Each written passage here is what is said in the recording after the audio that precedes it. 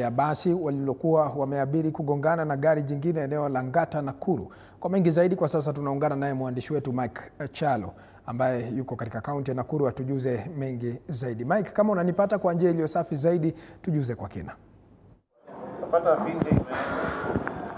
Asante sana Kerobi, na kupata safi sana. Niko katika kituo cha polisi cha Kaptembo hapa Nakuru Magharibi, ambapo nyuma yangu ni mabaki ya basi ambalo liweza kuhusika katika ajali asubuhi ya leo mwendo wa saa 10, ambapo tunaarifiwa kwa mujibu wa OCPD wa kituo hiki ni kuwa basi hili lilikuwa linatoka Nakuru likielekea Eldoret, na kwa mujibu wake ni kuwa abiria ambao walikuwa ndani ya basi hili la Easy Coach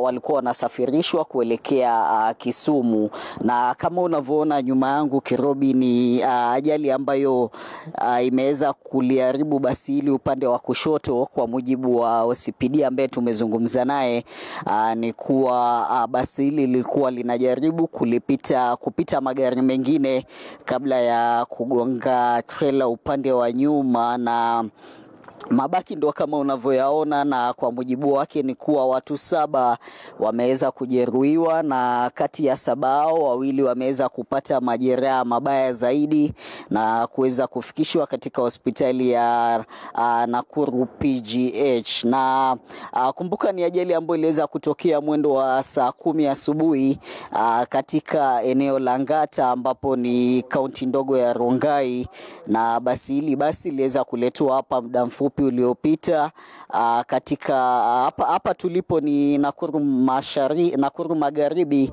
na hivyo basi OCPD alikataa kuzungumza nasi kwa sababu kuwa basi hili limeletwa ama ajali iliweza kufanyika katika eneo bunge ambalo si lake, na basi limeweza kuletwa hapa tu kutokana na kuwa kituo cha polisi ambacho kiko katika eneo lile ni kidogo. Na pia aliweza kutuambia kuwa Kerobi, idadi kubwa ya watu waliweza kuumia upande wao wa kushoto. Kama unavyoona basi hili limeweza kugongwa upande wa kushoto, ama liliweza kugonga trailer, na hivyo basi upande wa kushoto ndio uliweza kuharibika sana.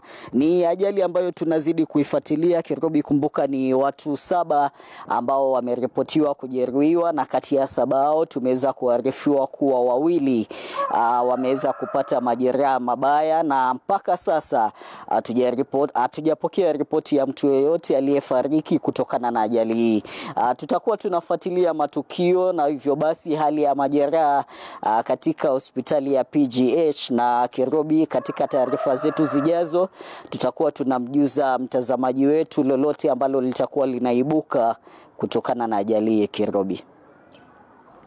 Asante sana Mike Chalo kwa kutupasha taarifa hiyo ambayo tunazidi kufuatilia kabisa katika chumba cha habari.